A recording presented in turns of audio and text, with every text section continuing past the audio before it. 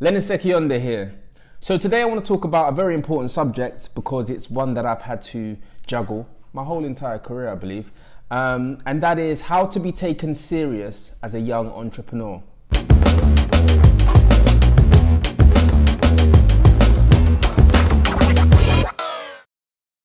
Now, when I first started my business in the Philippines, I was 20, turning 21. When I had my first estate agency, I was 19. So I've always faced the element of having to carry myself as a young individual in the world of business, which is full of, as you all know, adults. Now, I want to touch on a few points that I think you can apply based on my experience to just increase the situation that you may encounter from time to time and the biases that you may think exist within the workspace based on your age. They exist, but there are ways in which we can work around them. So the first tip I want to give you in regards to being taken serious, because that's what we want to be taken as anyone in the business space, and that is serious. The first tip I'd give you is efficiency. Now, the thing about when you're young, there's always this idea that, because you're young, you're going to be less receptive, less responsive, less efficient.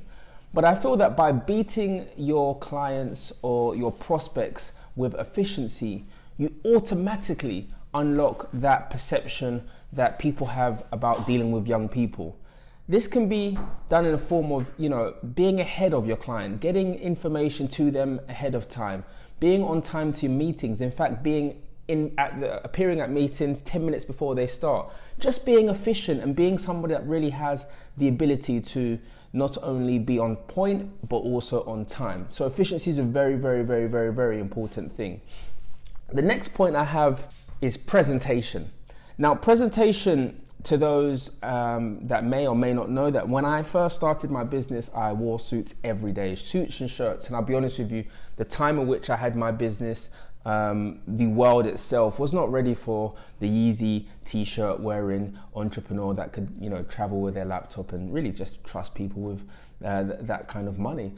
So I had to wear a shirt and be presentable. Now, times have changed over the time and people are more open to, more casually dressed and young entrepreneurs. But what I advise when it comes to presentation is to always, have a clean outlook as well as presentation when people are, receiving you. So it's always good to have neutral colors, plain t-shirts, just to kind of give that person the ability to kind of look at you based on the value you bring, because presentation and impression is so important. And sometimes when we're young, we do want people to buy into our credit, but we sometimes fail to adjust just to make the other parties feel comfortable with what, really giving us a chance to hear what we have to say outside of their biases of what we wear or how old we are. So it's just a matter of trying to be conscious of your presentation and how you carry yourself so that you can be in a position to not only, work in that environment, which may be different to yours, but at the same time to put yourself in a position to not be judged based on how you're dressing. So neutral colors, clean, simple, and try to keep it as clean as possible. And if you can and you feel like it, put a shirt on, put a suit on. But if you don't have that around you, just make it neutral, clean, and try to block that stereotype. Number 3 is to be charming and not childish.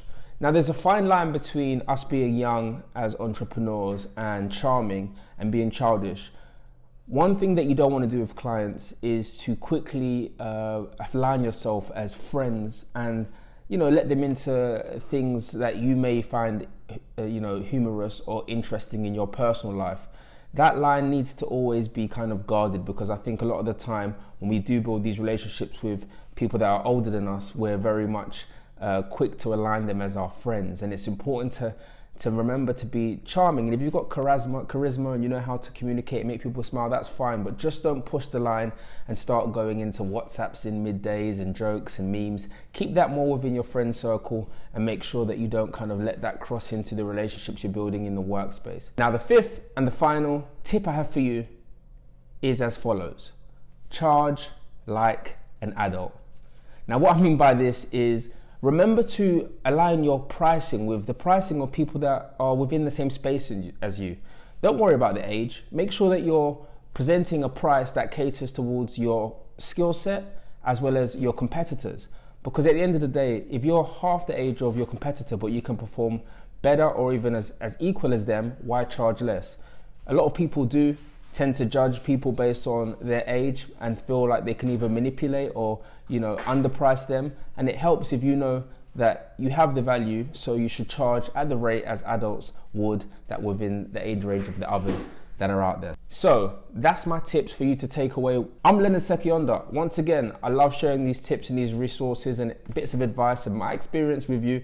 Make sure you comment below and subscribe if you haven't already. And if you're new to the page, hello. And other than that, please put in the comment description some ideas and things that you want me to share with you about what I know and what else you feel that I should cover in these videos. Once again, I'm Leonard Sekyonda, and I look forward to sharing more tips and bits of views with you. Speak to you soon.